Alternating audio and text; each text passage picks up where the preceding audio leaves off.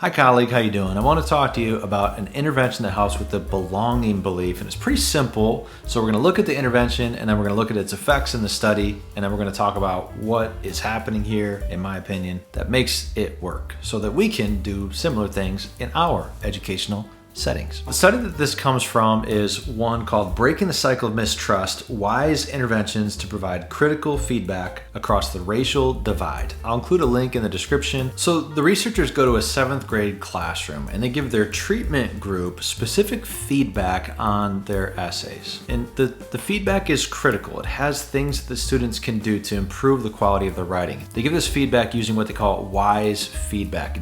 It's basically feedback on writing that includes this preface. I'm giving you these comments because I have very high expectations and I know you can reach them. So that's the treatment condition, and then in the control condition, they're just given the critical feedback without that little preface. So it's really interesting. What they found is that students who received the wise feedback condition were more likely to submit revisions and more likely to submit a final essay of greater quality than students in the control condition. And this effect was particularly pronounced amongst African American students who in the study were minorities in the classroom. And it was especially powerful for African American students who had indicated a mistrust of school at the start of the study. So popularizers call this magic feedback. This little line, I'm giving you this feedback because I have high expectations and believe you can reach them. This little line seems to do a lot. And here's what's happening. Let's break it down into 3 parts. Part 1, you. I'm giving you this feedback. This indicates that you see me individually. You know me individually. And now everything else that you say applies to me.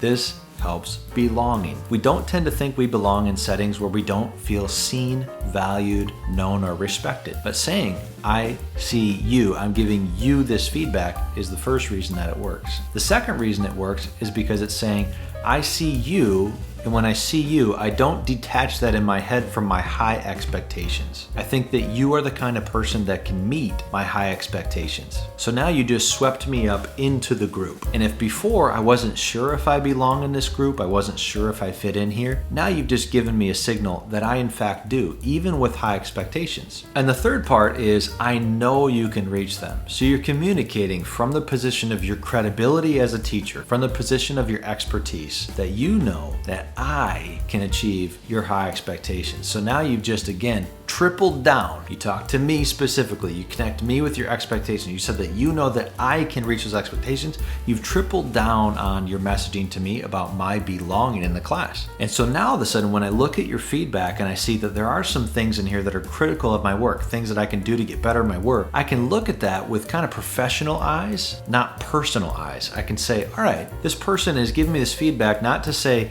Dave, you don't belong, but instead to say, Dave, you fit in and I know you can reach these high expectations, but here's some things you need to know about your writing. Now, if we expand out of that and just think, how do we more generally build belonging in our classrooms? We can do those 3 things. We can, 1, make sure our students feel consistently valued, known, and respected. It doesn't take a bunch of words, a bunch of time, or a bunch of effort. It just takes consistency on our part. 2, we can continuously connect our students with our high expectations, make clear to them that we're not just after the base level for them. We have high expectations for our students. That's part of what it means to be in our classroom. And 3, we can look for ways to make clear that we know our students can achieve those high expectations. And one of those ways is making sure that we teach the most efficient paths up to high expectations. It's not just, I know you can achieve this, now go do it. It's, I know you can achieve this, now here's specific feedback on your writing that will help you to get there. So in your class, it might be, I know you can achieve this, now here's specific things that you're going to do to study more effectively. So magic feedback. It's useful by itself. You can include language like that when you give feedback to learners, but it's also useful to pull out the pieces about it that work.